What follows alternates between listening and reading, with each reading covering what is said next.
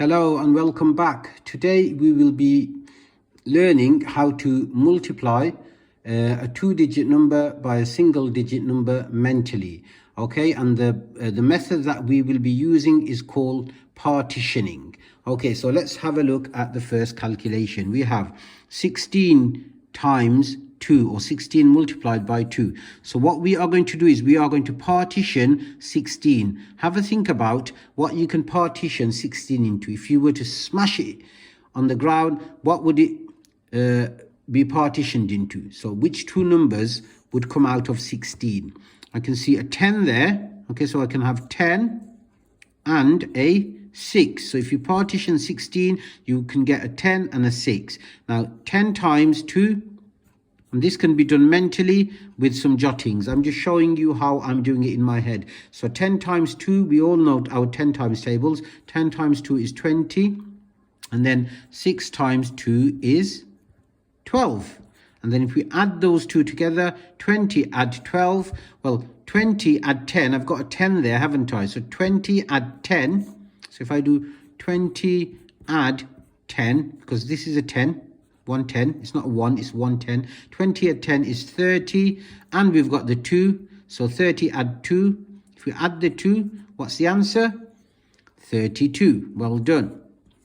Okay, another way you could have done this is by halving the 16 and making it into an 8, so 8 times 2, and then multiplying it. But we'll have a look at that on another occasion. Today we are just focusing on partitioning. Okay, let's have a look at 23 times 5. So if we partition 23, what do we get? Can you think? Can you work it out? Yes, 20 and 3. So let's do 20 times 5. 20 times 5. Ooh, I don't know my 20 times tables. However, I know my 2 times tables. I know that 2 times 5 equals 10.